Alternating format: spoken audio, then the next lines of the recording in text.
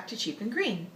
Last week we got a home energy audit for our 1926 house, and I want to run you through the kinds of things that you can expect if you decide to get one for your home.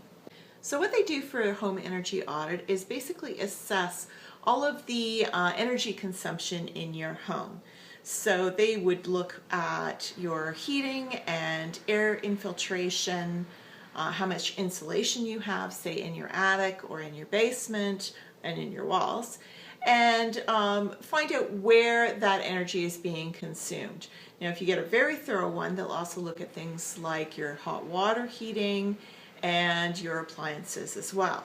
So we had a home energy audit done this past week just to assess what was going on with our house, because we are finding it a little drafty. And what happens is an assessor will come in and he'll go through your attic and check how much insulation you have in there. And what you're going to want is about, well, if you can, get R50, which is, quite a thick layer of blown-in cellulose insulation. We had about R40, which is not terrible, still pretty good. And he'll also check the basement. You definitely want to make sure in the basement that your basement walls are well insulated. Don't necessarily have to go all the way to the floor, but definitely from the frost line and up. And that little cubby about where the floor is above, or I guess the ceiling of the basement, there's little cubbies in between the floor joists. A lot of airflow goes through there. It gets really, really cold. So those areas are really good to look at insulating. So other than a visual inspection and taking lots of photographs, the one big thing that they do is install a great big fan in your front door. Now this blower, it doesn't actually blow into your house, it sucks air out of your house.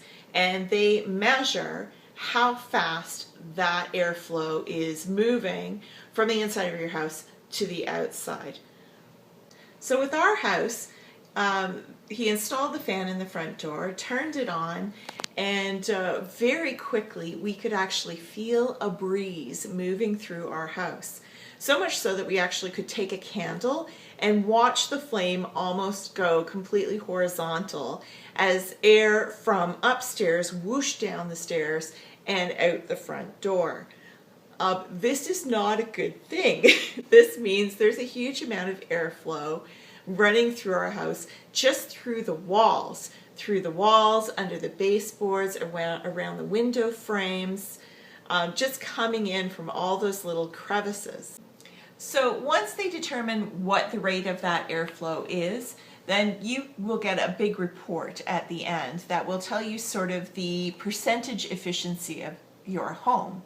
Now in our case, back when we bought this house and we got our very first energy audit, our efficiency was 0.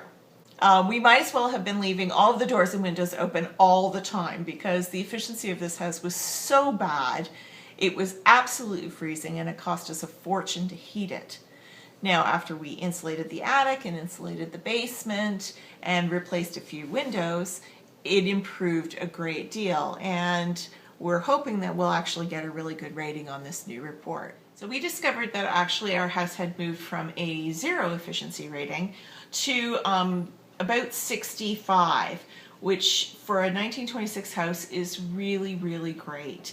So the only thing that we can do now is perhaps insulate the walls, but as you can see, there's something in there already. Now it isn't doing a terrific job.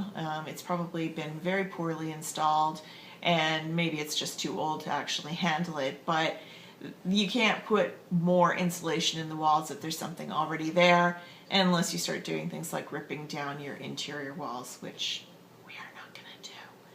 So we're just going to have to work on little things that will improve our efficiency and improve our comfort.